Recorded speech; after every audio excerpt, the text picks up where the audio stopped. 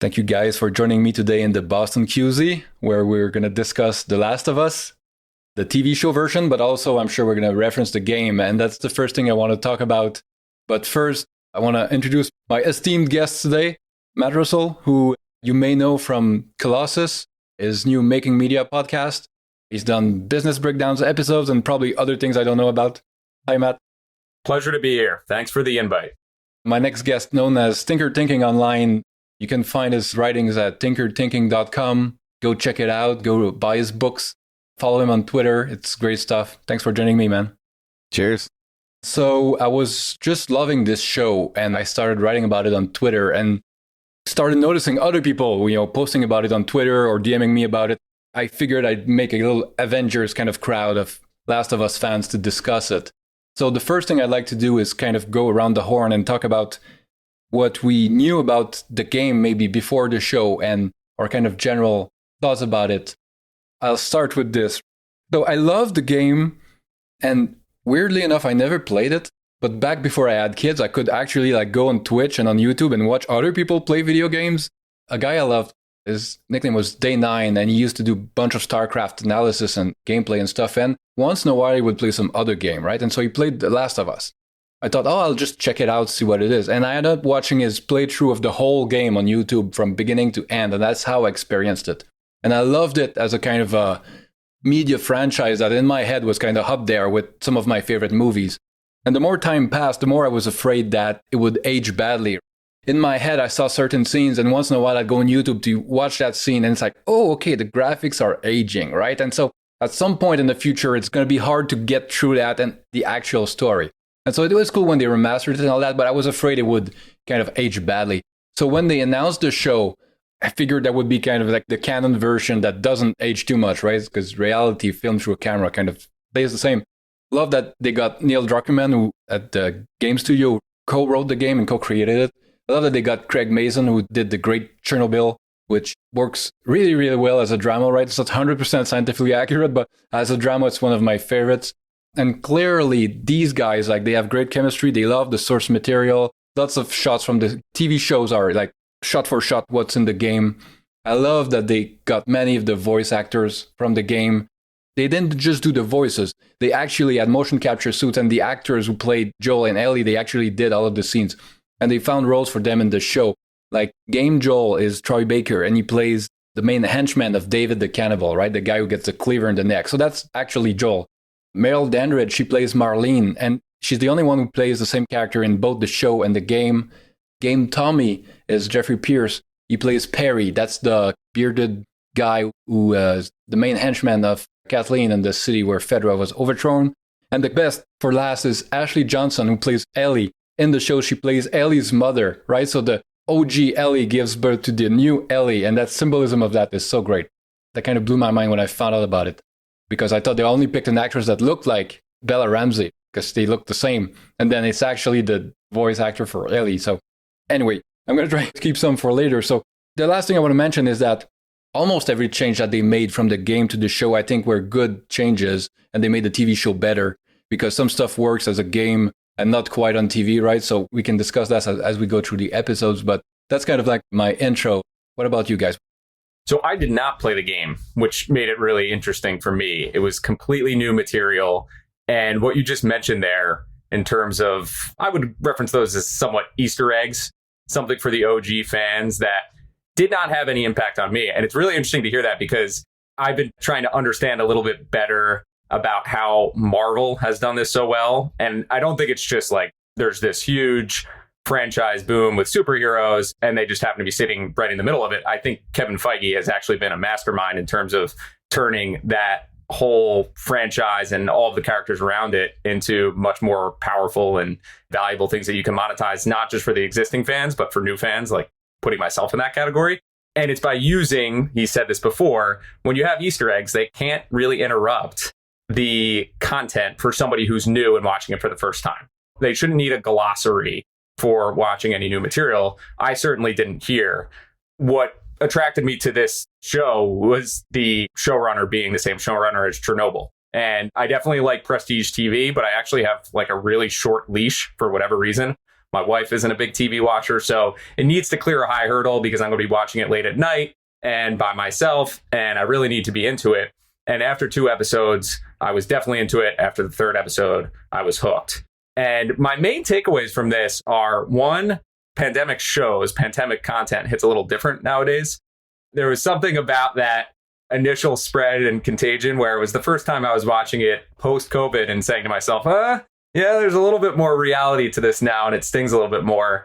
I love that the IP was so adaptable. And all I kept thinking to myself is, I don't know when I stopped playing games exactly, but the games that I played definitely didn't feel like they were as well scripted or there was as deep of a story as there was here. And every time I would hear someone saying like, oh, they really stuck to the storyline, I'm like, how the hell was this a storyline in a video game? Because I was playing like Toe Jam and Earl and Mario Brothers. And let me just tell you, like the depth of the storylines there weren't as strong. So it just came together really masterfully. And for somebody who's coming from like totally outside of this world, it all worked very nicely.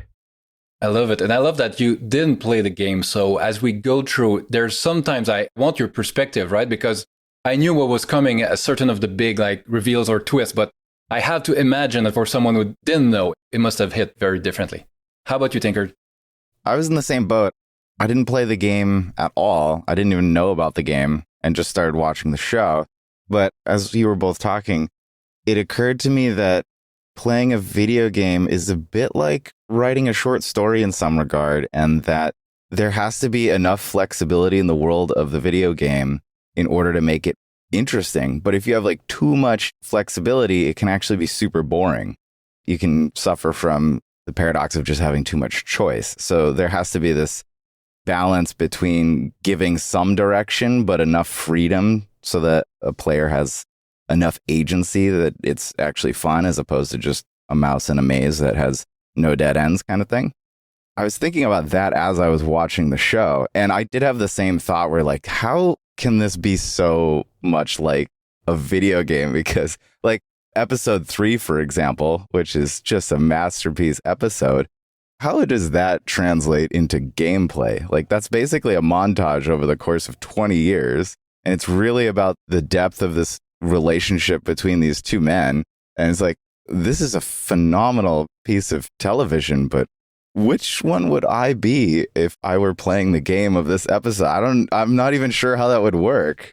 But that's actually a question for you, Liberty. Was episode 3 in the game in any respect? Or were they just like side characters that they developed more fully for the show? Do you know?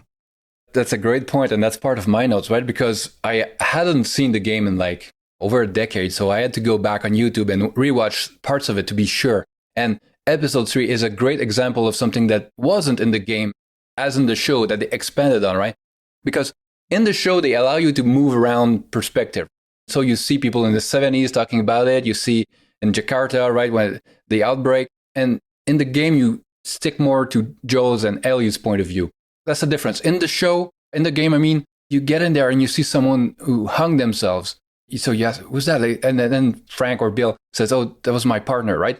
There's a lot of backstory that's kind of hinted at. And in the show, they kind of decided, okay, like, what's this backstory? What are the details? And then they expanded on that. In the game, a lot of the world is you're kind of like looking around for stuff to help you survive. And then you rummage through a room and then you find a letter that people wrote around the time of the infection. Like you get a lot of backstory that way by finding pieces of it around, and you can piece what happened. I think it's great that they decided to have this more, not omniscient, but this perspective that can move around in the show. And I'll have a lot more to say when we get to episode 3, but I think that was a great addition because it adds tons of depth, and it's kind of like a central thesis of the show, right? About you have to find a reason to survive in these conditions, the kind of stuff that love will make you do for those that you love. And this whole, like, some people are protectors and that's their mission in life and all that kind of stuff. That's a huge part of the show.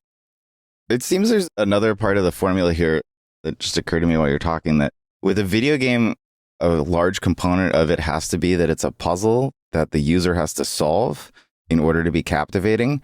But when you're telling a story or writing a story or a great piece of television, for a mystery, there's a component where you can incorporate some part of riddle or puzzle into the story to help create captivation, but that's not necessarily always required. I think episode 3 is a great example where you're kind of experiencing this great story, but there's not necessarily anything to figure out. Whereas in a game, you're talking about like you have to open drawers and you have to find certain items to unlock keys and whatnot in order to progress in the game. That's maybe very necessary for a video game and not so much for a TV show. As I was watching the show, I was kind of thinking about how, as a video game, that aspect of it needing to captivate a user actually gets in the way of storytelling in this different medium. But at the same time, it's still kind of incredible how well it translated regardless. And at the time, I think the game was considered one of the most cinematic games so far, right? And that was kind of the innovation.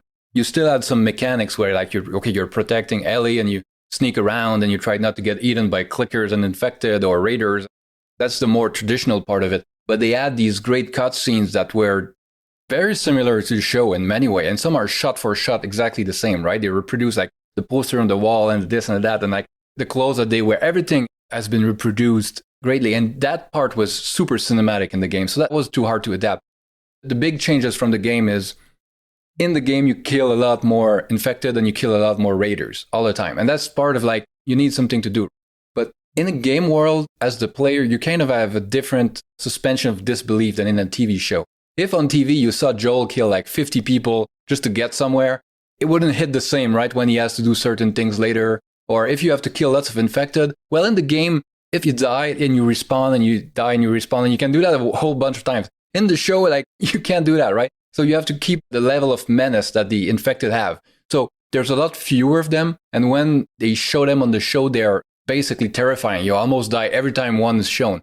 In the game, you'll kill, I don't know, like dozens and dozens of them, right? But that's one of the big differences where it feels just very, very different.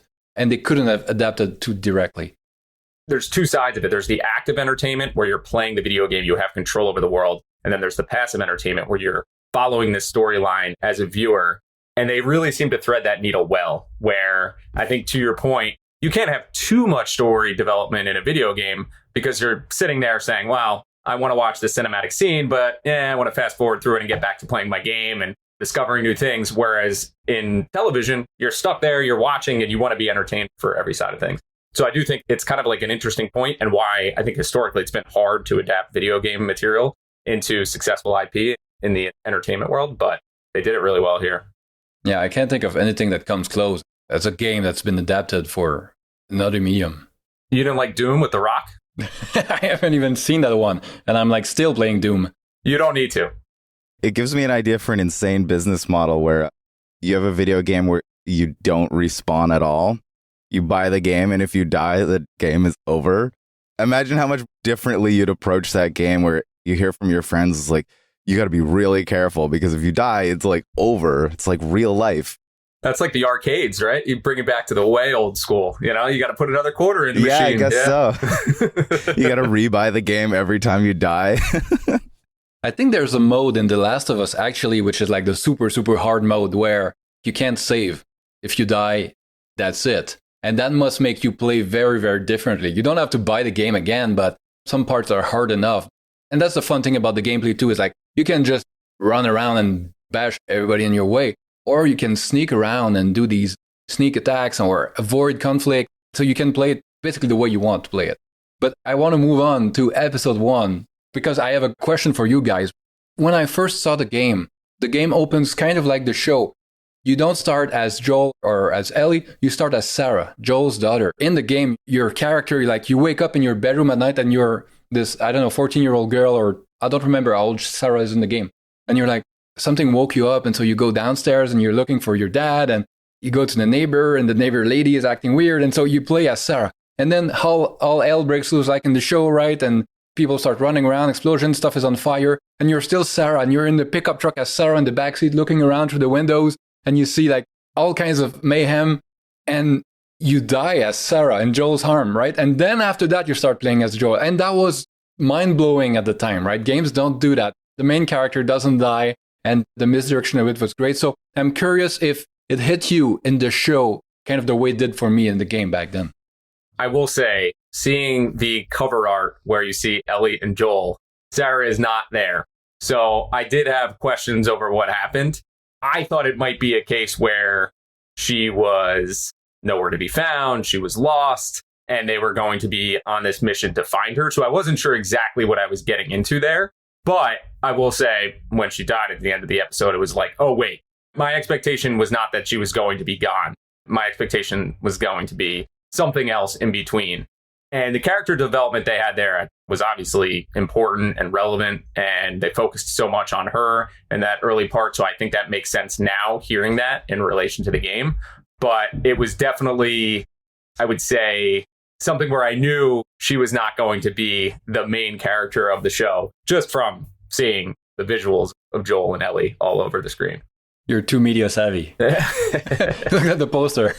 I had similar suspicions. One thing is that the Sarah character is just 100% likable. They do everything in that episode to just try and make you fall in love with her as fast and efficiently as possible. Not necessarily a dead giveaway, but it's like, all right, I feel like the setup for the fall coming here. I'm not the media savvy one here. It sounds like somebody has some experience. Yeah, someone is writing those stories. Yeah, writing stories, I think maybe gives you a little bit of a sixth sense. Even when I'm writing a story, I don't necessarily know where it's going to go. It's a bit like playing a video game, kind of what I was talking about earlier. The best stories that I've written are a lot like reading, in that I'm getting to a certain point in the story, and then I'm like, oh, this is where it's supposed to go. And it's just a story algorithm that's been developed over the course of ingesting enough stories and trying to reproduce them. And most of the surprise endings in the stories that I've done, where there's like a twist at the end, I didn't plan it. It just arose. I was like, oh, this is how it fits together. So I think there's a bit of a sense there when I'm watching a show like this. I'm very sensitive to how my emotions are being tweaked in certain ways to create a certain effect later. So with Sarah, it's like something not good is probably going to happen to this incredibly adorable, sweet, sort of perfect young teenage girl. And lo and behold. Overall, though, I have to say episode 1 is absolutely phenomenal. And one thing that I just want to point out for episode 1, why I think that, is because Sarah dies, and that is just a cliche place to end the episode, where it's like this disastrous, emotional, almost cliffhanger kind of thing. But the episode keeps going. And then usually I feel like in most TV, they would wait for the second episode to pick up there, where it would start with like 20 years later kind of thing. But it just kept going, which was ultra satisfying for me. It's like, if she died, it's like, oh, I got to wait like a week to see what the next 5 minutes are or what happens. It kind of felt like episode 1 just kept going in that sort of a Lord of the Rings kind of way, where it just kept ending over and over. But it was far more satisfying in this respect, because of the beginning. It's like, I just wanted to keep going. I'm invested now and I want to see what happens. So that aspect of it, I thought episode 1, 2, and 3 together were really, really strong in terms of establishing an arc for the entire show. The amount of emotional draw in that's created by just those 3 episodes, I thought was absolutely phenomenal. There's action, you get emotionally attached. It does develop that story, and then you get that super deep character study in episode 3. So I like to think of those first 3 episodes as just kind of like almost a masterclass in how to start a larger arc. Absolutely agree. And I love that you see the contrast between life as it was, and then you end up in the Boston QZ as it is. And this contrast shows what everybody has lost, right? And the world feels lived in. This show is firing on all cylinders, in my opinion, right? The environments, the costumes, the acting, the writing, the music, everything works very, very well together to create a world that seems larger than just what we're seeing. And as a father myself, I got to say that the scene where Joel, they're driving around in a pickup truck, and then I think there's a plane that's crashing above, right? You can imagine that people started being infected in the plane, and some plane crashes and some kind of shrapnel hits the pickup and they crash. And now Joel has to run around the city with his daughter in his arms as everything is like falling apart around him. And the level of anxiety that this gives me, trying to imagine having like my kid in my arms and trying to bring them to safety. But it's not like, oh, there was a industrial accident in the city and just run this way and it's going to be fine over there, right? It's not just one place that's the problem. I'm sure like the level of panic as you imagine that, okay, this is probably everywhere now. And I think they do a great job of creating this apocalyptic world, basically. I agree. I also thought that the opener was especially effective because there's a few different ways that you can introduce a story. You can do the Star Wars where you tell the story in a scroll across the screen. You can have some type of narration monologue behind some type of visuals. But I thought this with the scientist on stage, basically giving this really easy to understand explanation for how fungus is this like looming threat. And I will admit, after watching that, I was like, is that real? It sounded awfully accurate from a scientific standpoint. That kind of makes me nervous. But I thought that was such an effective way to do it. And that shows up a few times in the series where, again, I'm sure that wasn't in the video game. It wasn't. But it's a good way to bridge the story to the actual gameplay and everything involved there. And that was just like really well done. Yeah, they put a lot of work into creating a kind of realistic feeling apocalypse, basically, right? Some shows like, let's hand wave it away, like there's zombies over there. This show's not zombies, right? They never call them zombies once. It's like the infected, and they try to explain how there's this existing cordyceps that will infect the brain of ants and control them and all that. And it's like making all these parallels with existing things. And then you just extrapolate a little bit further away that it could happen to humans. But trying to ground this in some kind of scientific truth makes it even more effective. Yeah, I totally agree. And speaking of which, it's a good segue to episode 2, right? Because this one opens in Jakarta in Indonesia.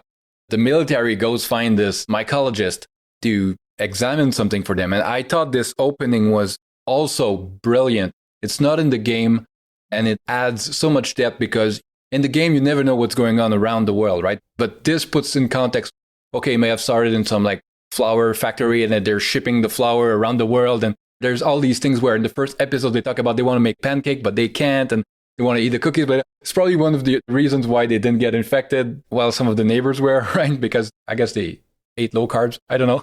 But the scene where I thought the actress who plays the mycologist was great. And when you see in her face the realization that it's like, yeah, there's nothing we can do, right? They just bomb the city. I just want to go see my family before you bomb me, basically. Powerful stuff.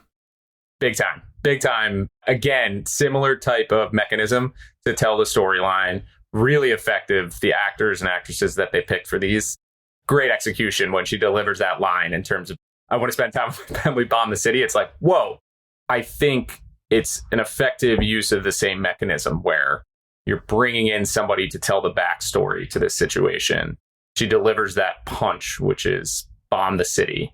And I think it actually introduces a theme that comes across in a lot of horror movies, especially a lot of Contagion movies, which is your perceived ally is actually just as much of a threat as the obvious enemy. So it's like, you should be all working together to fight against the fungus or the disease or whatever it might be.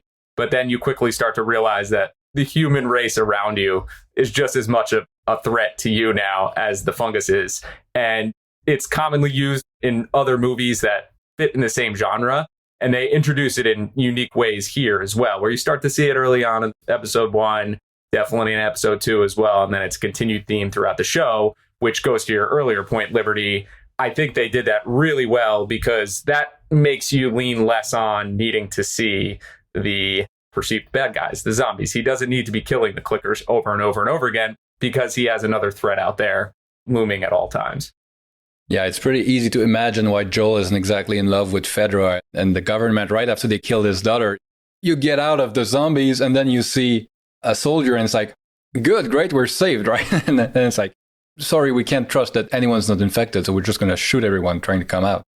In the second episode, after that, because one thing we didn't mention is that at the end of the first episode, that's when Tess and Joel find out that Ellie was bitten, right? And so they don't know if it's true that she's immune. They don't know if she's going to turn.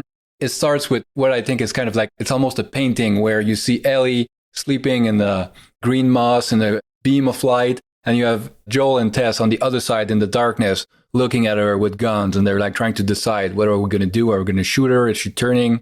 They don't know how long it takes every time, right? It could be very quick. It could be, I think they mentioned maybe a day or two. So they're looking at her, trying to decide what they're going to do. I don't know, the symbolism of that and the visual storytelling is incredible. As I say, I could print that frame out and use it as a painting. It's an excellent picture. It's kind of got a little bit of a Mary, Joseph, Jesus vibe to it with the sun shining through and the light. And there were a few visuals, I think, the first two episodes that were particularly good. I would say just in general, CGI has gotten like really tough on me in recent years. It did not feel like it had that same type of bad CGI where you're seeing elsewhere. Like a lot of the scenes with the ruins, they were really effectively done. And then in terms of cinematography, I thought at the end of episode 2, where they're in that upper room, it gave me vibes of the Jurassic Park cafeteria. That's great. I have that in my notes. I don't know if it's a direct homage, but the raptors and you're in the kitchen hiding from the raptors. I also got, I don't know if you've seen the movie Annihilation. I got some of that vibes. How the fungus grows, like the old corpses that are kind of like flowering, and the use of light and shadows when they're going up the stairs with the flashlights. That was very Annihilation. And some references from the game that if you haven't played it, you don't know. The music that they use in the theme and in some parts of it is taken directly from the game. It's the same composer, same music, so that's a great reference. And in the game, Ellie can't swim. So every time there's some water, you have to like put her on some raft or a pallet or something, and you kind of like push her around and try to help her. And so the joke when they get to the water and she's like, "Oh, I can't swim." And Joel is like, "Yeah, it's not that deep," and it's just super shallow. That was a nice game reference. It's funny you bring up Jurassic Park because I was thinking about CGI in the same respect, where it's how has CGI gotten worse over the years? Because I watched like a few clips of Jurassic Park like a couple of months ago. I was like, this is incredibly good compared to what is getting produced today. How have we gone backwards here? I was definitely pleasantly surprised with how they did things in Last of Us. I do appreciate the real prosthetics that they had instead of just trying to green suit everyone. The tie to Annihilation is definitely on point. Because Annihilation definitely had a lot of CGI, but it was still really effectively done. There's like a naturalistic, almost impressionistic painting quality to the way that they did it, and it definitely is echoed here. The point about Jurassic Park and CGI, I think back then they could do so little that they had to really respect the limitations, and a lot of Jurassic Park is actually practical. They did tons of animatronics and the parts of the dinosaur when you see them up close, and I feel like Last of Us has a lot of that too. They could have done tons of stuff in CGI, but maybe it's because they had the budget, right? I think it cost like 10 or 15 million per episode to do the show, but they really built all of that. They got the people playing the infected are fans of the show that they could reproduce exactly how the clickers and there's different types of infected in the show. There's people who just got bitten and they're like super aggressive and they run around and they just try to get at you. Then there's the infected that have been infected for a long time and their head is all an overgrown kind of mushroom. They can't see anymore. So they do echolocation and they do these super creepy clicking noises that the same voice actors who did the clicks for the game did them for the TV show.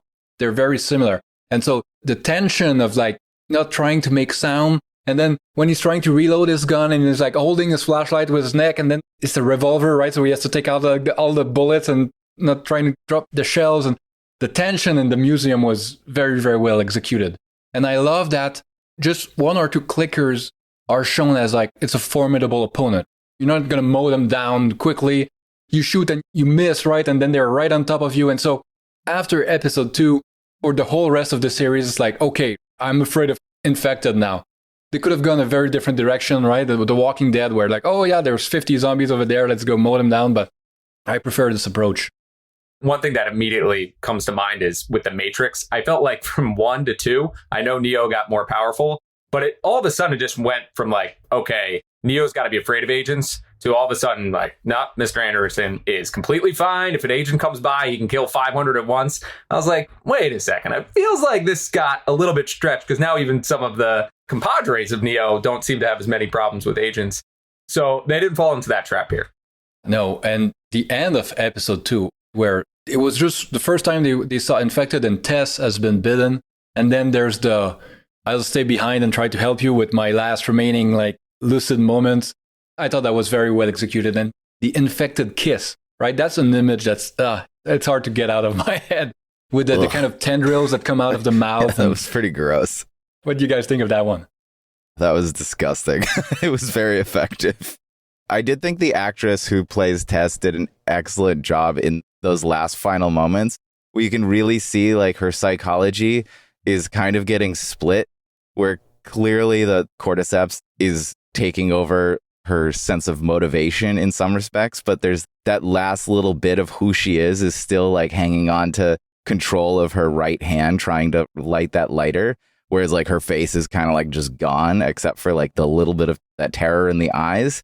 I thought that was pretty impressive, where you could see an internal change occurring in multiple different parts of her external self. I thought it was fantastic. They could have made different choices, right? When the infected come in the room, they could have jumped on her and torn her apart or whatever. But no, they recognize her as one of their own, right? And that's even worse. She is really turning. You know what that reminded me of?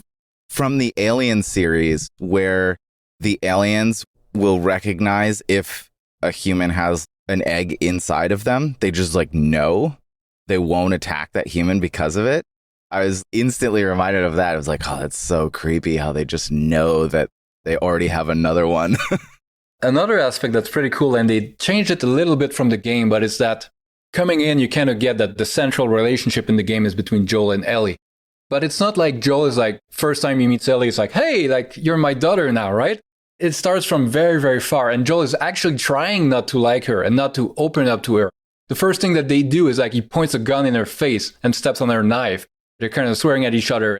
And Joel is basically so damaged from losing his daughter that he's not wanting to open up to that kind of stuff again, right? Even his relationship with Tess, you can feel, as Tess is telling him, it's like, well, you've given me as much as you could, but like you feel that he's still trying to stay close off to her. So I think the arc between Joel and Ellie is probably the most interesting in the whole show to me.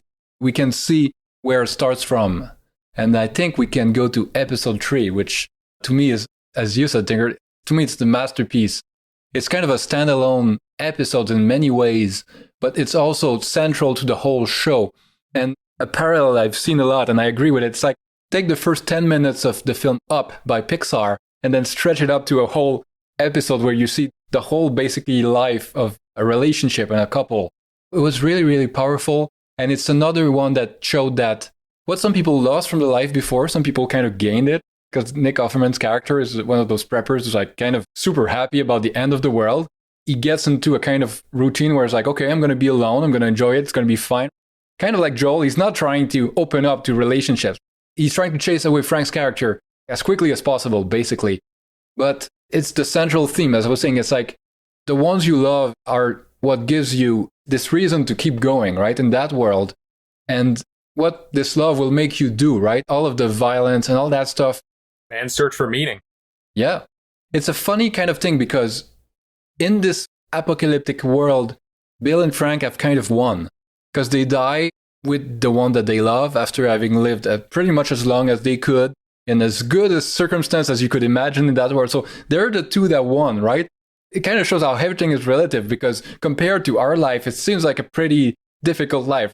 You're living stuck into a small compound. There's raiders that could come at any time. You have to trade with smugglers for any kind of like strawberries or whatever, right? But for that world, this is what success looks like.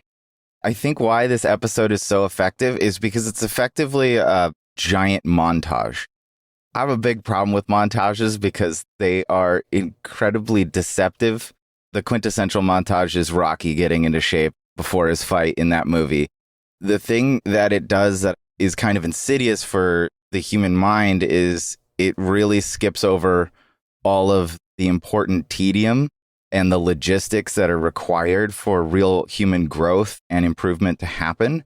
You get, 2 minutes of Rocky getting into shape, and all of a sudden he's this superhero in the boxing ring. And while we can understand that on like a rational level, because it skips all of the hundreds of hours that are required, it really misses the boring parts of what are required for that kind of success.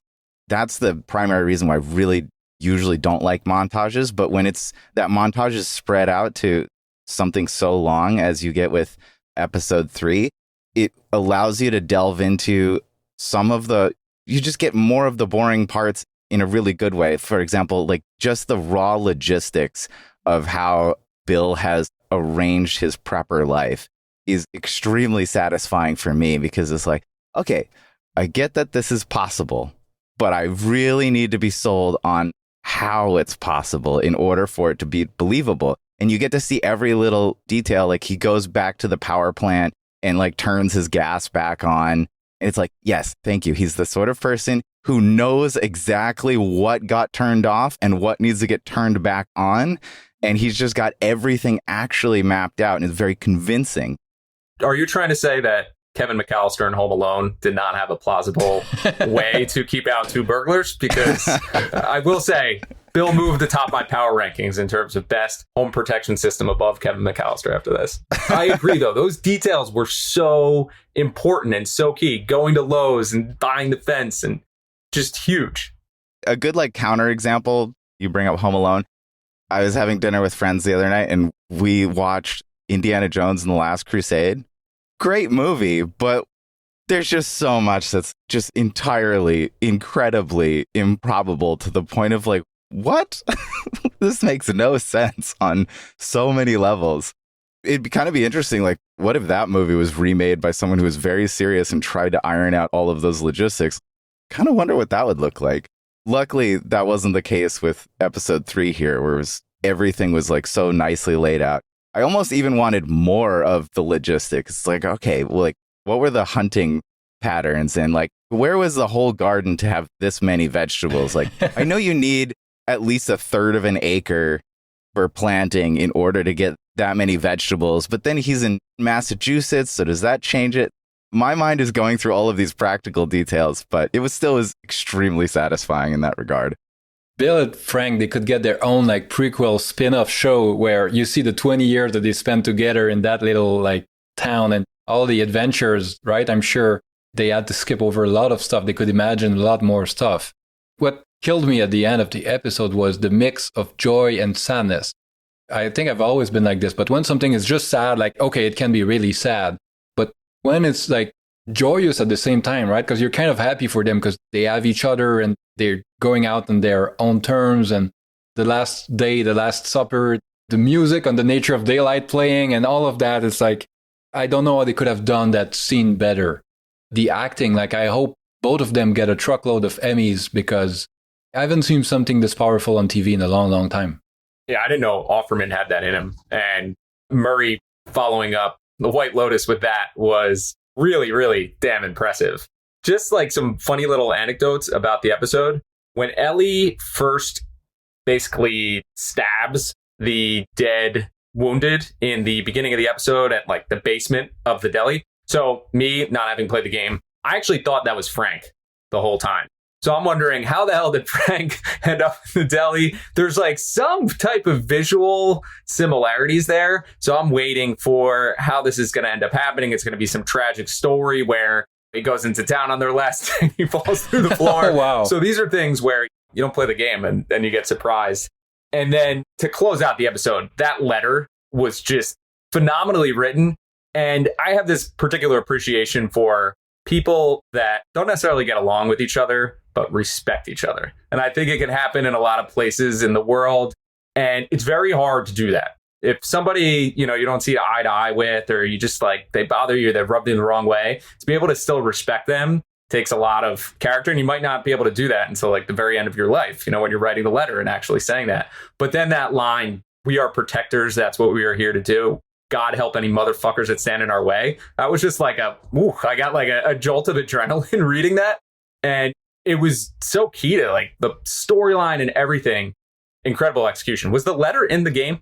No, not like that. And I think in the game, it wasn't quite as obvious. The whole protector was more of a subtext. But here, I think it makes tons of sense because, and then we can speak more about it episode by episode, but a lot of Joel's motivation and decisions come from that.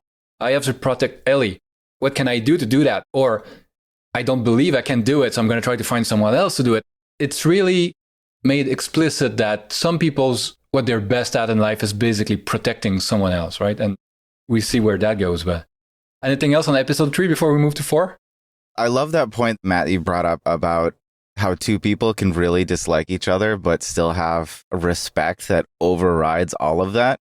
I think there's something quintessentially human about that. Especially, it's kind of weird that they didn't like each other because they're so capable in similar ways, which usually spurs some admiration among two individuals who don't have, I don't know, some flaming insecurities that are getting in the way of that. Whereas you see sort of a creature of the same environment who's thriving in their own arena, but in similar ways. I get the feeling that Bill is thinking all the time that if someone could get me and steal what I've got here or kill Frank, it would be Joel. He's not afraid of others who he sees as kind of inferiors or not as capable. But he's like, okay, Joel, he could probably get me if he wanted to. Maybe it goes to the protector idea where he's sort of auto on guard because of that protector instinct. Yeah, and it feels like Bill probably knows about some of Joel's past because it's implied that Joel hasn't always been a good guy. And that's another theme of the show. It's like, well, regular people, if they're just trying to survive or protect the ones they love, well, maybe they can be the ones doing the ambush. Maybe they can be the ones stealing stuff, killing people. That's probably so common in that world that you have to be on guard all the time. Let's have a look at episode 4. And this one, I love that we had some more scenes between just Joel and Ellie. If I could change something about this series, instead of 9 episodes, maybe it could have been like 11 and just have more of them walking around. That's my favorite part. Their relationship could probably have gotten a little bit more time, but I also understand that they wanted zero filler and stayed pretty close to the game. I could not agree more. I think the whole Kathleen Henry sequence in, is it Kansas City? I wasn't a big fan of it. I felt like it was, oh, here's the whole, I'm in a video game and I have to like solve and basically go through this giant rat maze that has like a very clear good guy and a very clear bad guy. And the objective is like Kathleen is extremely one-dimensional. The only attempt to make her have even another side to that dimension is that she's got this dead brother who is some sort of saint. And that kind of balances out how straightforwardly evil she is. She's just kind of like the worst of humanity. And there's nothing about Kathleen that you can really grapple onto in terms of liking. And I think that's a huge problem. I think the best villains are ones that you really kind of empathize for and make you uncomfortable in the fact that you can kind of see where they're coming from. Where with Kathleen, it's like, oh, this is just a bad guy that's in the way. She's literally a rock wall that Joel needs to just climb over or outsmart or go under, which they use tunnels to get out of the city. So quite literally. I really wasn't a big fan of that entire sequence. And I wish they had cut it for exactly what you're saying, Liberty, about I wish we'd just explored more slow character development with Ellie and Joel. If you guys have ever done a big, long cross-country trip, it's got these really beautiful, boring moments. I'm kind of going back to my whole spiel about montage, where I like the boring development, especially when it comes to the characters. You have that great scene where they're in the woods and Ellie ends the night by giving that horrible pun about the scarecrow being outstanding in his field. If you notice, the exact next cut is Joel just standing there like a scarecrow, functioning like a scarecrow, but for humans, which was just a nice little bridge there. And it was a nice quiet moment. And then the whole Kathleen Henry scenario just feels like a lot of noise that gets plopped into the middle of the entire season in order to just make executives happy. And maybe it's part of the video game. Whereas I would have liked more of a slow road show.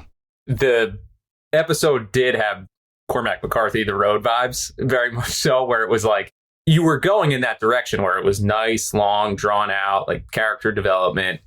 And then I definitely agree with you. It is the most video game-esque portion of the series where it's like, oh, we have the next level. We have a boss that we have to beat. What are going to be the twists and turns? I think that the actress that played Kathleen was unconvincing that she wouldn't just get overthrown in this whole thing. She also happened to play a character in 2.5 Men, an old sitcom, and I could not detach her from that. So it was one of these things where her presence, I was like, wait a second, I know her. Oh, wait, I know her from that. Now this makes it even more strange, like very strange, like attachment. And I would say I thought leading into episode 5, these things kind of like are pieced together in some ways, like 4 and 5 almost could be one big episode. Some of the finales there were really interesting from a pure action standpoint, but the lead up, it felt very much like cut in and jammed into this series in the most video game-esque way of anything in the series overall. I'm glad you brought up the road. And I definitely want to ignore the movie version of that story. But the book, The Road by Cormac McCarthy, is one of my favorite books. I think it's one of the most beautiful pieces of fiction out there. It kind of fits that giant montage, which is actually satisfying. And there's a lot to be said about good art is taking the mundane, boring parts of life and showing people just how beautiful they actually are. And this is kind of the main tension of just being a human, where most of the time, because of your thoughts about the past and the future, you're just glossing over all of this beauty that's actually in front of you. And you're just kind of oblivious to it. Whereas good art scrubs that away and gives you a chance to remember, like, oh, there's actually something really precious going on here, even though there's technically nothing going on here. So yeah, just trying to appreciate that what could have been done here, but instead we got this giant boss level. I think you nailed it on the head by saying it that way. I've read The Road before having kids, and I haven't dared read it again since. I feel it would destroy me. I generally agree with you about Kathleen. I think, so in the game, it's mostly like faceless raiders in the city, and you just try to escape from them, right? And so they added some depth by giving a little bit more backstory, mostly in 5, right? And 4. I respect what they were trying to do, but I don't think it quite works with Kathleen.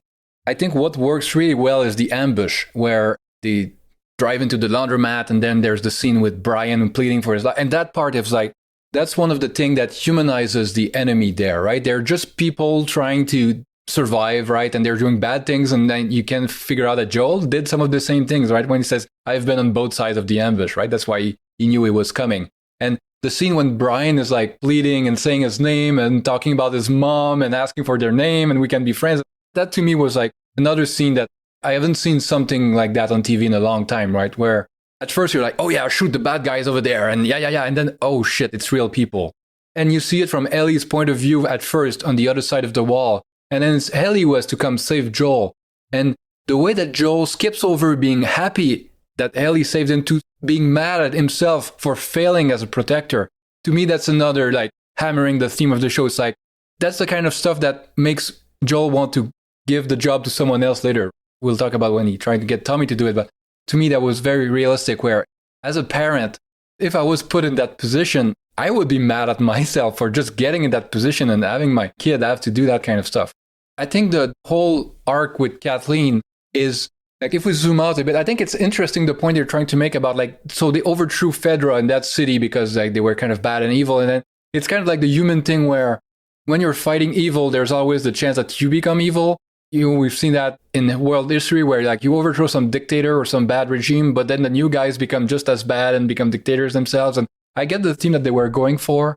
I think in episode 5, it worked better than in episode 4, though.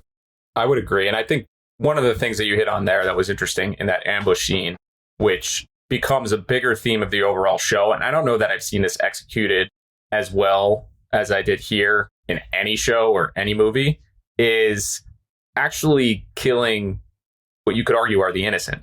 Joel being the bad guy. It's alluded to throughout the show, and there's this thread of, oh, I've done some bad things. But then you actually start to see him do things where, okay, yes, they were a threat, but how much of a threat were they really? And Ellie falls into that category as well. But you never stop rooting for them.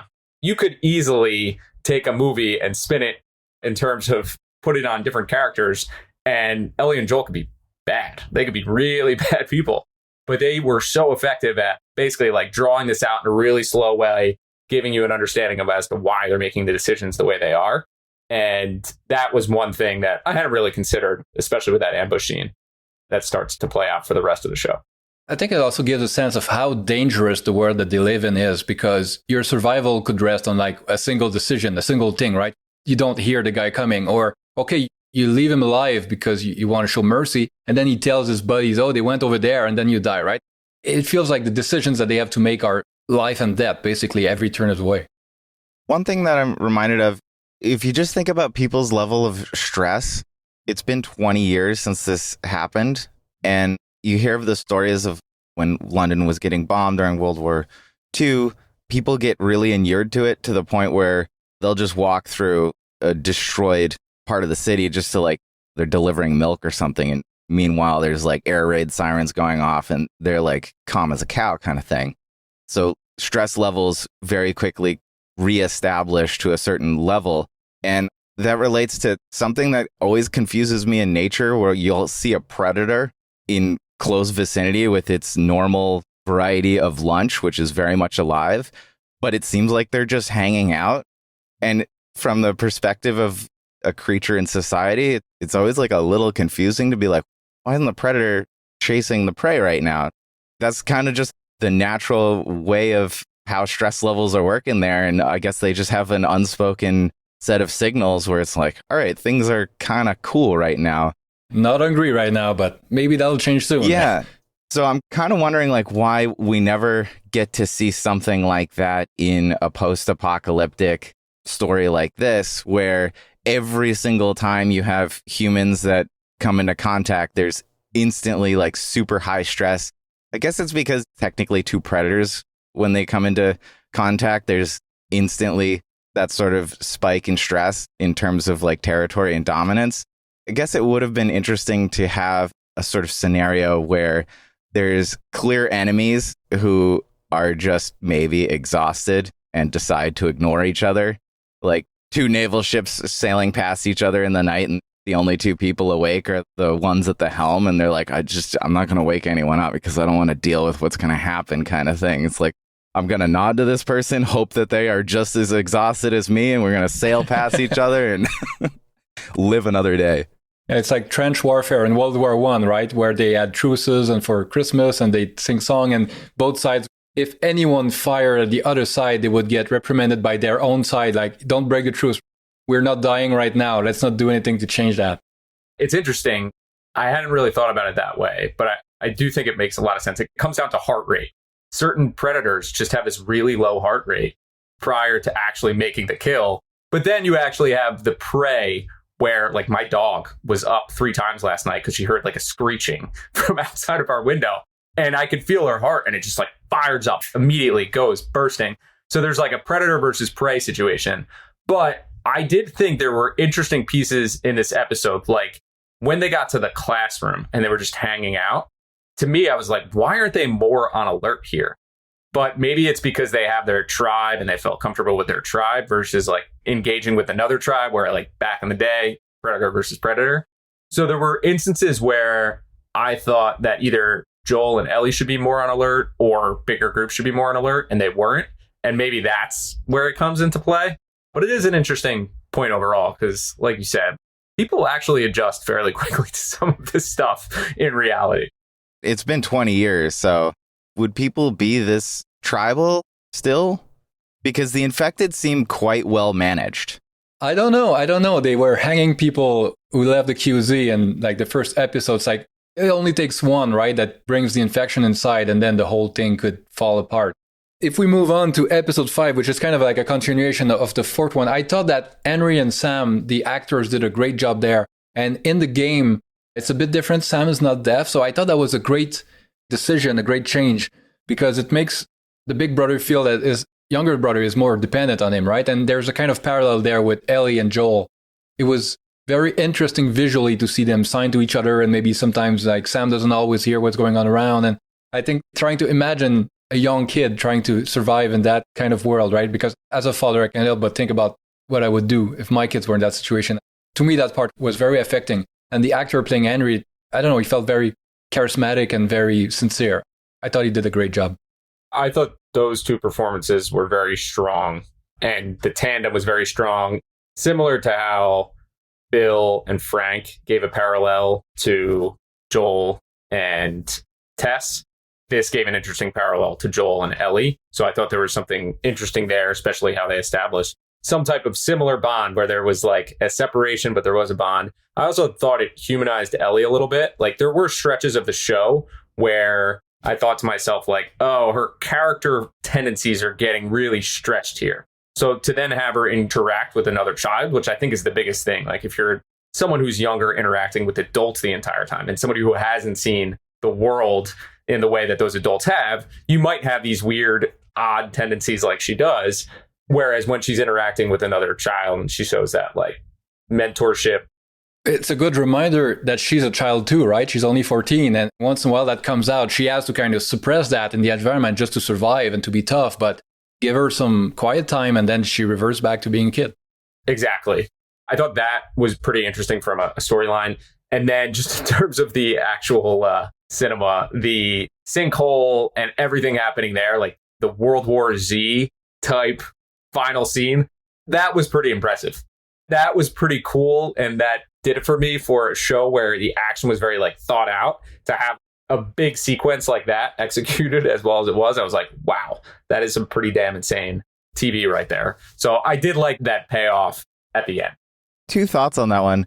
The change in Ellie, I think, is great because it's just a continuation of that natural protector theme that you get from Bill's letter. She starts playing this mothering role to the kid and like trying to help him out, and she literally puts her blood into his wound, hoping that like maybe it'll work, which is obviously super risky. But something a kid would think of, right? Yeah. I thought it might work too. I had no idea. Yeah, who knows? On the World War Z aspect, one thing that did distract me is the giant super monster one who's like ripping people apart. I'm like, wait a minute, that doesn't make sense because that was a person you could have infected, but now the body is not worthy of being a host. It's actually counterproductive to the survival of your species to like kill your food source here. What are you doing? Like, very impressive monster, but yeah, they're in the games. I think they call them bloaters. And these are pretty rare, but I think like in some places where an infected has been on the ground for years and years and years, and their whole body basically is covered in fungus, and they kind of like, they're all bloated, right? I don't know, he probably just ripped his head off because he was firing and killing more infected than he was worth. But I think that scene was very impressive, especially for TV, right? It's hard to do good action on those types of budgets. A few little logistics stuff didn't work quite as well for me. Some shots you saw people walking around and it didn't feel like they were in the middle of the mayhem, right? A few things like that. But generally, like the scene where Ellie is trying to hide in the car and there's the child infected, like flopping around the seats, and the tension was very good. And the way they bounced between the perspective of Joel in the sniper nest above, and then he fires, and then you see the shot where it lands, and then the camera follows what's going around then, and then it moves to Henry and Sam, and then we're able to keep the action very clear. Like in my head, I could see what's happening. It would have been very easy to go shaky cam and you don't know what anything is, but I thought they did a great job there.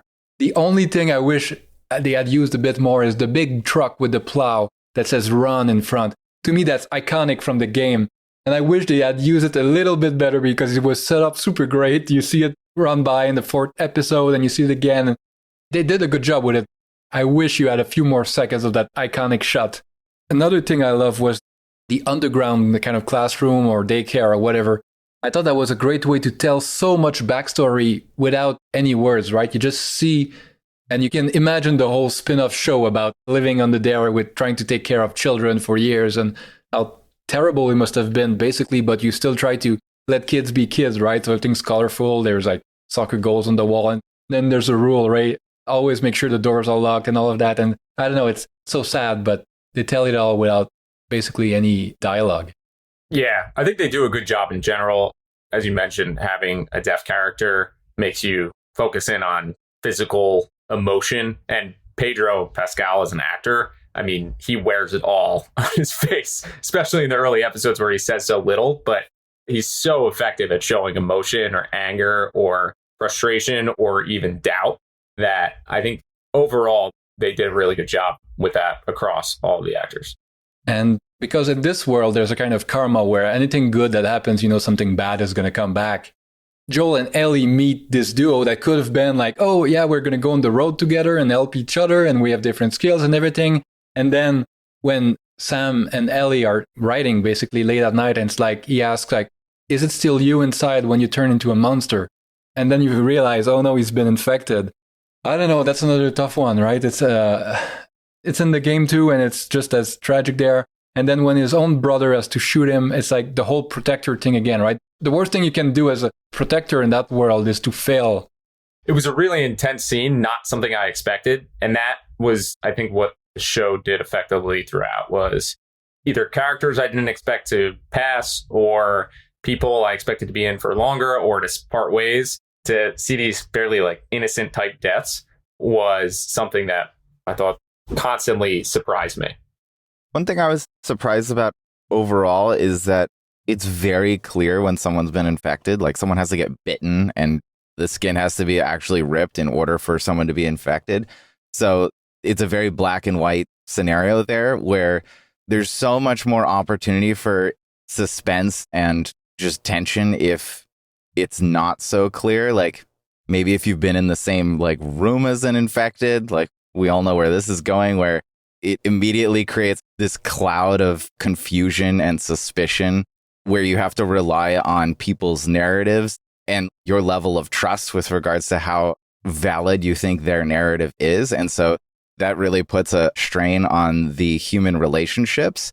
Whereas the entire black and white, like, have you been bitten and is the bite bleeding kind of thing makes it very definitive in black and white. And while that makes it easier to sort of survive in the practical sense, I think it's a missed opportunity in terms of just exploring human relationships in a very insidious and difficult way, especially given the last few years. It would be more like the Silence, right? You're never quite sure who's the Silent. In the game, you can get infected by spores in game just by breathing them. So a lot of the game, you're wearing like a gas mask or a mask on your face. I think they made the decision in the show not to do that because you couldn't see the face of people most of the time, but also the kind of visual storytelling with the bite mark and like the moment you show it, and sometimes it's invisible place, sometimes not. Right? Tess, it's in our necks. You could have hidden it for a while. I think it still worked pretty well.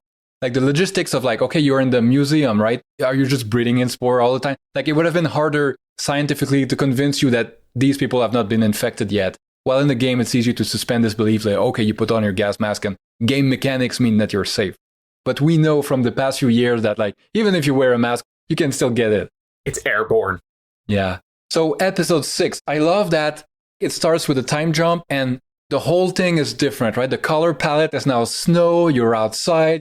It would have been so easy for a lesser show, for worse writers to always keep you in the same urban environment with the overgrown vegetation and like all the same thing. But now it feels totally different all of a sudden. I love that it starts with the old couple in the cabin. I thought that was super funny. The whole thing with like, why didn't you shoot them? And like, oh, my gun's all the way over there. And are you telling them the truth? Yeah. You're telling me the truth? Yeah. That was perfect. Tiny characters, but they feel like they're real people who've been living there for a long time. They're a real couple with like all of the unsaid communication between them. I thought that was perfect. It might be the example of two ships passing in the night with the nod. At least the woman, she might be the only one who practices that, but that's the vibe she's giving off. Yeah, that's a great point. They absolutely crushed it. I felt like that 5, 6, 7 minutes or whatever that whole scene was, it was kind of like another episode 3, but it was all just hinted at in terms of how well those two actors played off of each other. And the dialogue was just so tight and so character driven. It was really, really good. Yeah. And it feels like, I don't know if the woman knew that Joel wasn't going to kill them because he had a child with him, right? And so that's a signal sometimes. And maybe if Joel was alone, things would have been different. But in that world, probably being out there with a kid is like such a powerful signal because most people wouldn't even survive.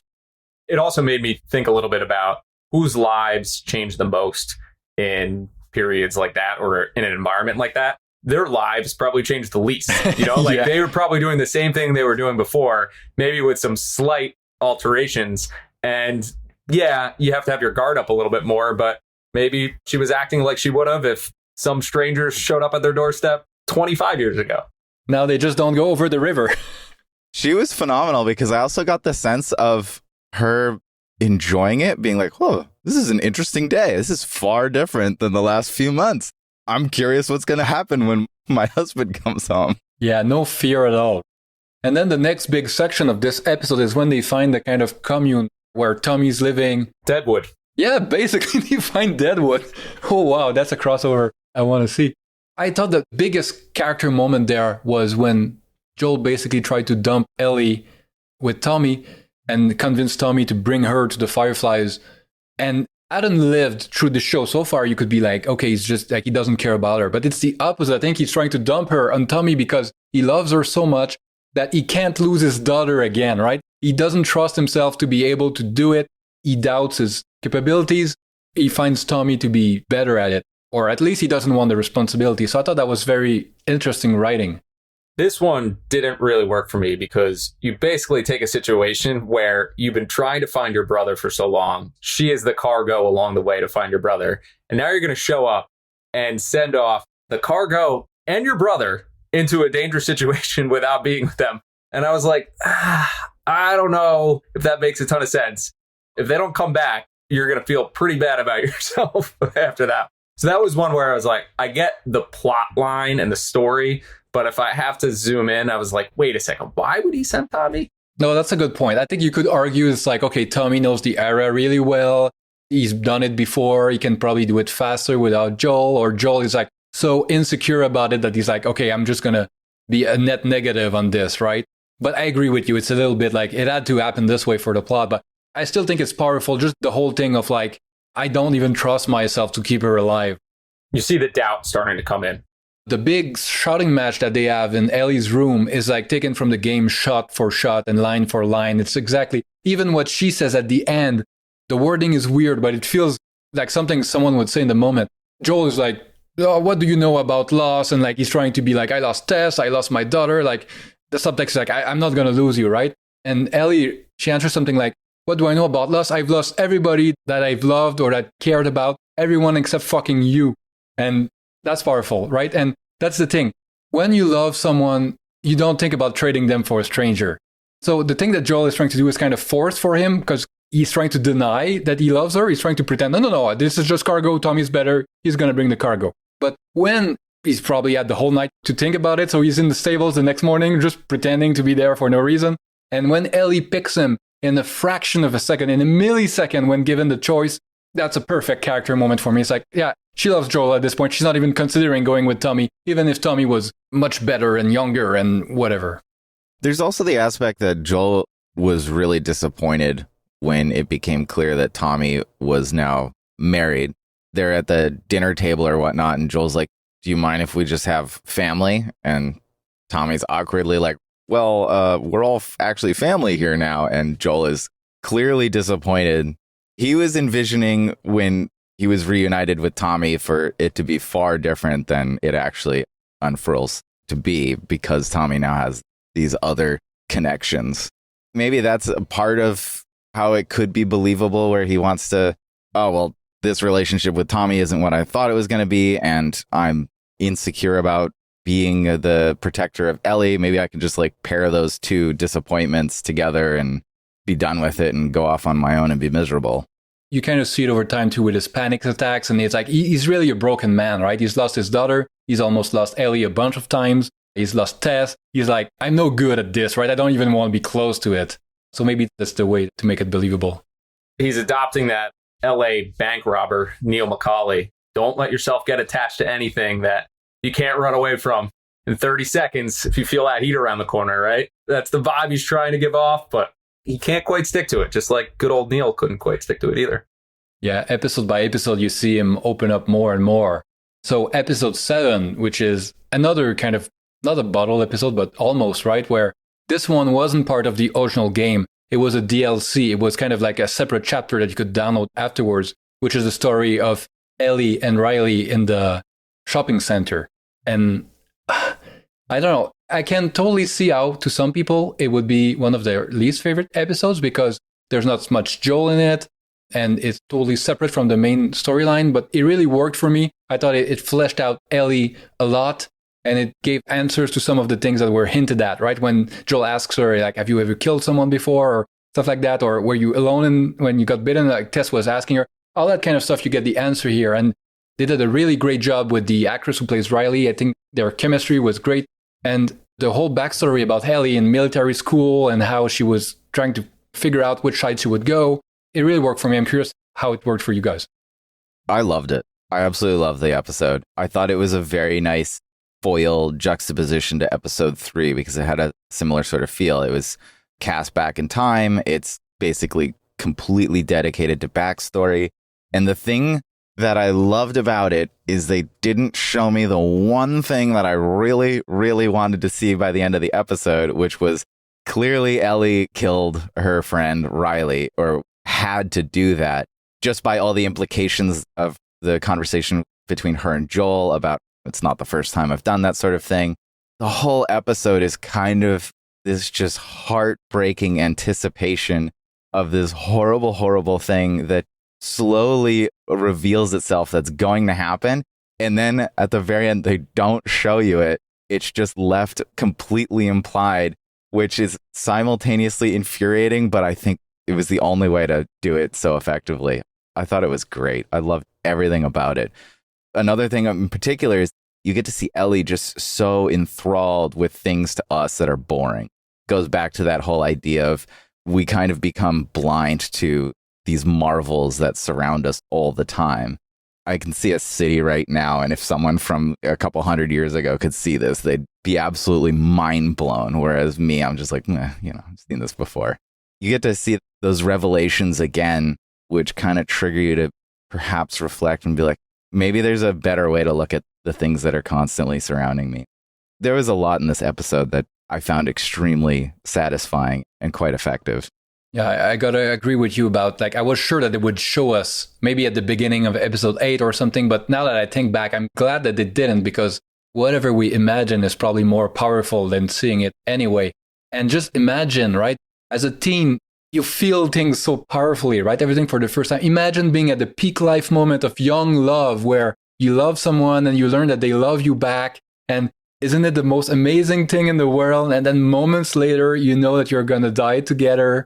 And then it's even worse. You're not dying, but you may have to kill them as they start to rip you apart, right? Because even if Ellie's immune, which she didn't know at that moment, she can still die, right?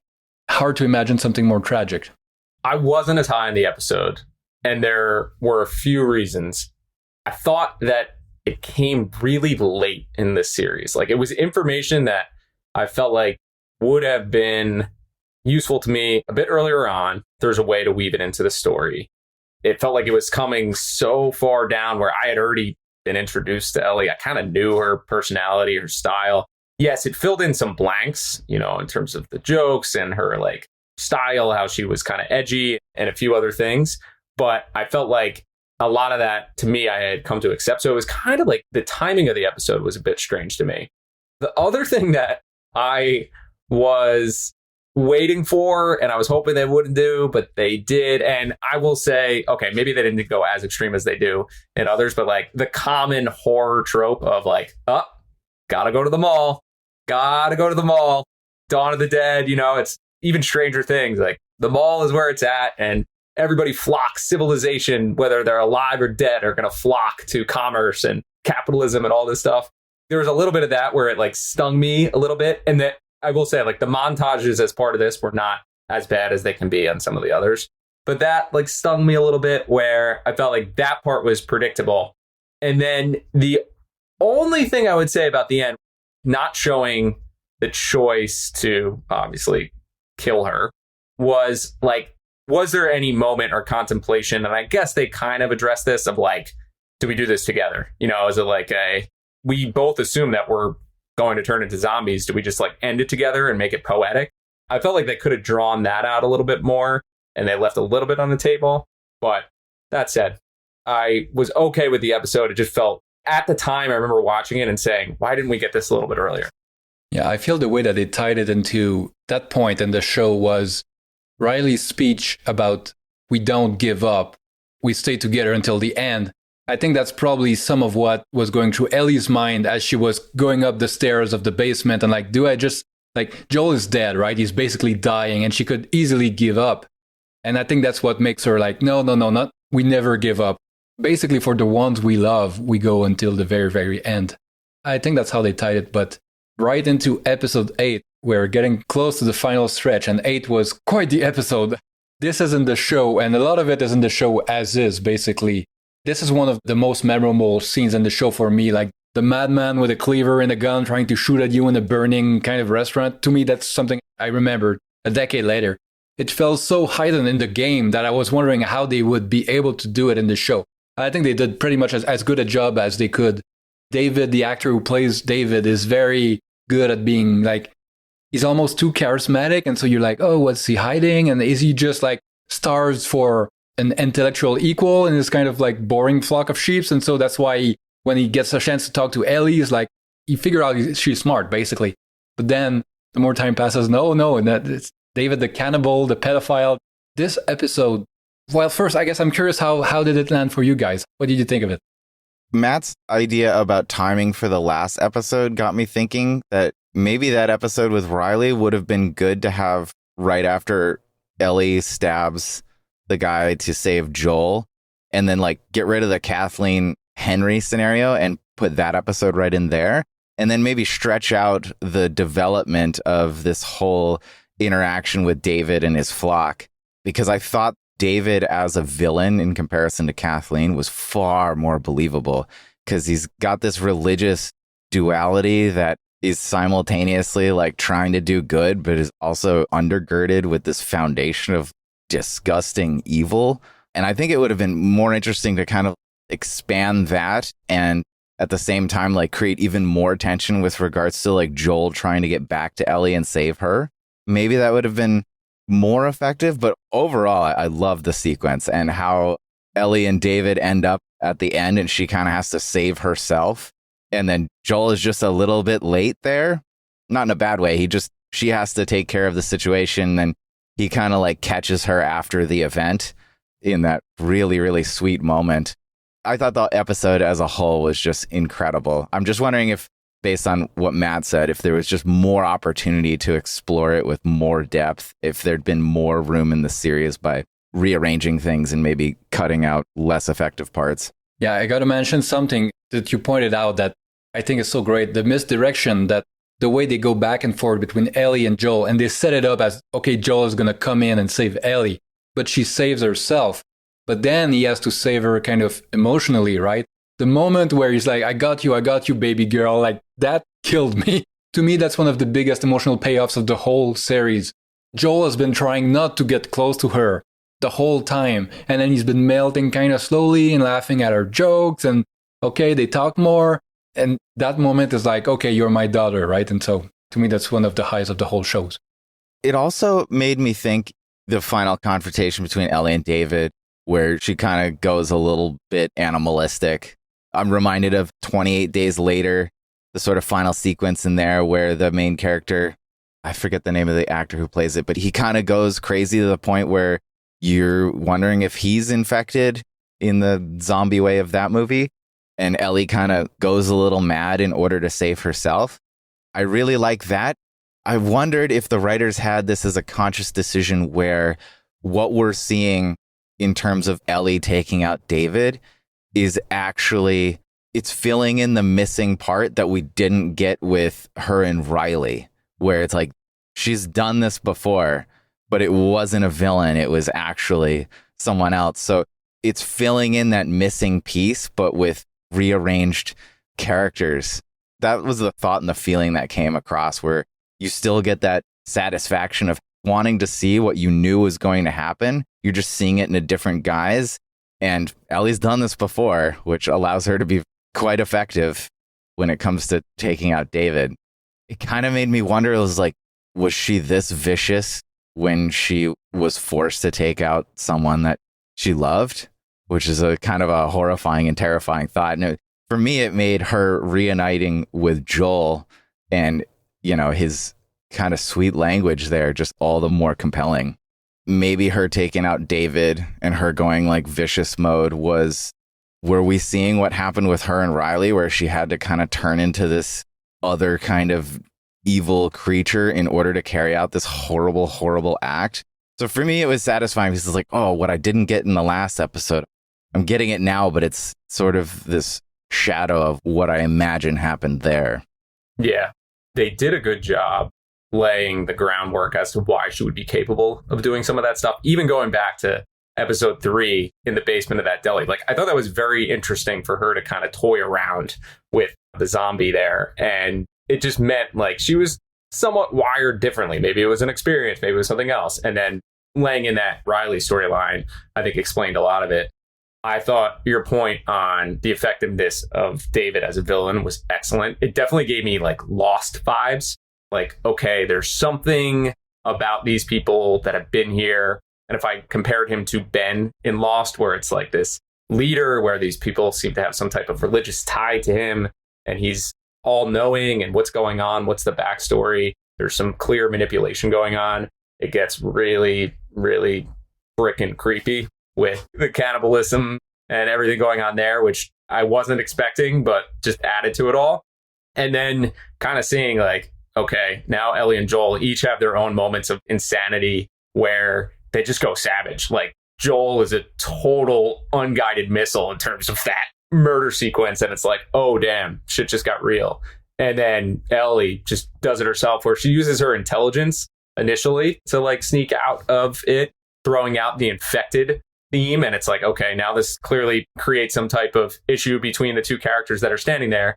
But it's the only thing that everybody told her not to tell anyone. It has to be kept a secret, right? But it's what kind of saves her to reveal it at that moment. Yeah. And all of it was believable to me because of all the groundwork that they laid into that character. Yeah. And when you talk about Joel, the violence there, my wife was kind of shocked, right, at how he dispatched everyone. But to me, it makes sense because these guys came back for him and were looking for him door to door, right? So it's not just an accident that they're there. If he leaves them alive, they're going to come back. He basically has to kill them. It's the only way that he survives. So I can believe that it's a utilitarian calculus. He needs you as his attorney. You're rationalizing all of his decisions. I like that. I love that. He needs you as your attorney. Do you remember the movie Prisoners with Hugh Jackman? Yes. Yeah. Denis Villeneuve is one of my favorite directors. Where Hugh Jackman has a very similar kind of arc in that movie where he's like, here's my humanity. I'm going to put it in this box because it's really going to get in the way of what I need to do right now, and just goes full psycho animal mode. It reminds me of like one of my favorite books, All the King's Men, because the whole point of Robert Penn Warren's meditation on that book is, can good be achieved through evil means? Is it worth it to do something evil if in the end it's a net good or a net positive? And obviously Robert Penn Warren's a master of navigating that through political means, but it's the same sort of question where the answer to that question is very clear cut for Joel, where it's like, yeah, these are humans and I just can't care about them. In fact, I have to do far worse than that in order to make sure that this one little good that I'm trying to uphold, you know, protecting this one person, is achieved. I was very much reminded of Prisoners. I was going to say that I can relate, but I just want to make it clear I have not gone on these crazy sprees where I viciously attack people. Not yet, anyway. Yeah, with that disclaimer up front, I think there's something to it where it's human nature, and especially rational beings. You know, there are the people that just have a certain level of, I do whatever I want to do and I don't care about the repercussions. But then there's rational people. And when you start to say to yourself, okay, well, if I can compartmentalize this, and if I need to be a dick to this person to get my point across, you know what? I'm comfortable being a dick in this particular instance. And that's actually honestly something like I've changed over time. And it's usually not to defend me. It's to defend like something about my family and a situation that we're in, where if it was just myself, I'm like, whatever, I'll deal with it. I have bigger fish to fry. But if it's like, I can tell that somebody I'm related to is really disappointed by it, I'm like, you know what? I'm going to have to use tactics that I wouldn't otherwise use and whatever. And I'm okay with that now. So basically what I'm saying is if there's a zombie apocalypse and it gets dystopian and shit gets real, I think I'm willing to go there. I think that's what I'm trying to say. I think the paradox is that if you love someone, then yeah, you're willing to do the exact opposite in the name of that experience. Well, one of the main themes of the show is the things that love will make you do, right? And so the next level of discussing this is the final episode. So I had seen the game, so I knew how it ended, but I'm curious how you guys lived it. And one of the things that's super interesting is that back in the days of the game, they had test audiences that were shown the ending. And the people who don't have kids, they saw that, they're like, oh yeah, what a twist. Joel is the bad guy after all. And the people who have kids are like, oh, I can understand why he would do something like that. I may not like it. I'm not saying he's a good guy or whatever, but I can understand how, like, if my kid was going to get killed, I would try to save them, whatever the consequences. So people without children lack imagination, huh? It was kind of a 50-50 split, I think they said, right? So some of them understood, but some of them were like, oh, wow, Joel's the bad guy because he's preventing them from having the cure and blah, blah, blah, right? I kind of see how someone could think that, but I don't know. Maybe it's because I have kids now, but it's not a good thing to do, but I can understand the motivation. I don't think it's a stretch, especially after all that we've seen them go through together. Anyway, I'm curious how the kind of final twist landed for you. There's just a detail that I want to bring up, which I think makes answering that question a little difficult. If they'd actually opened up Ellie and killed her in order to try and figure out some sort of vaccine, like, it's not believable for me in terms of the infrastructure and like some random doctor. There's no way they're going to pull this off. There's no certainty that killing her is going to equal saving the rest of the human species. If they developed a higher level of confidence in the viewer that this actually has a very high percentage of working, then it would have been way more difficult to stomach Joel's decisions there. But because it's kind of like a procedure happening in a backyard shack compared to what we have right now, and it's like, even with what we have right now, I'm not sure if this sort of scenario would be possible. So it just didn't seem believable. It seemed like, oh, they're going to kill this girl for probably no reason whatsoever. They're not going to be able to figure it out, even though she's immune. What are they going to do by like opening up her brain and seeing that her brain and the cordyceps lived in harmony? How are they going to be able to translate that into some sort of cure? That didn't seem believable. So it seemed entirely understandable to me. It's like, yeah, Joel should just off all of those people because this is worth it, because the alternative just doesn't seem plausible to me. What do you think, Matt? It gave me that excuse to really rationalize with Joel a lot more. And even as somebody who, I have a child, so I do have imagination. So, it's, Liberty said it. He declared, I have an imagination. If it was black and white, it would be a little bit more of a dilemma in my head. And I think a real dilemma, like if this was really going to save civilization versus there's some probability of it. I think that makes a big difference. I will just say, generally with the twist, I had absolutely no idea what was going to happen. My assumption was like Joel was going to die. The series is going to end season 1 with Joel dying, and like they're going to have to figure out where to go from there. Not what I expected. And I was like, oh shit, is Ellie going to die? Because that's going to make for a really weird season 2. So all of it together, like maybe I'm just completely naive that I didn't see this potential outcome playing together, but I didn't. So it all came together pretty nicely. And then I did think that the close with Marlene was really interesting because it was like one person who really was taking the other side of the table as Joel in terms of what was more important to do. And especially after the relationship that she had with Ellie's mother. So I thought that was pretty interesting. And if like you were going to make the case about who's right and who's wrong here, I think that's where the polarization came in. Not just because like, okay, he's just offing these random people in hallways where you don't know if they're good or bad. Here's somebody who's like devoted her life basically to finding a cure, who you could argue is like one of the more important people in terms of saving everything. And not only are you going to go out against her, but you're going to end her. That's when he says, right, you're always going to come after us, right? It's because she's made it her life mission to try to get this. It's outgame and outshow knowledge. So your interpretations are totally valid. When I saw the game and the show, I always assumed that she really was a cure, right? It would work. And because it was a huge controversy at the time, the game makers were asked about this a lot. They ended up saying that actually Ellie is the cure, right? It would probably work. I totally understand, like, it's not maybe scientifically all plausible, but in a way, it's a fictional world. So inside of that world, you can assume that the rules are a bit different. But I don't know. I think the powerful moment in the intro of this episode where Joel finally reveals that, the reason he doesn't hear too well in one ear and has the scar is because he wasn't shot at. He tried to kill himself. And Ellie is like, oh, well, like, I guess time heals all wounds. And then he looks at her and says, it wasn't time that did it. This shows that the whole protector thing, the whole episode 3 thing is like Joel has decided that she is the reason why he wants to live now. And the things that someone will do for that, for love, that's going to override a lot of the other things that you could argue from a remove, like, oh, you shouldn't do that. Oh, you should sacrifice her because more good will come out of it for humanity, right? If you assume that she's the cure, you should do this and that. But if you're in that subjective position, it's very hard to imagine that someone like Joel, especially with the skills that he has, right? Because he can do it. He can kill all these people, right? Some people just would have no power to act in that situation, but he can.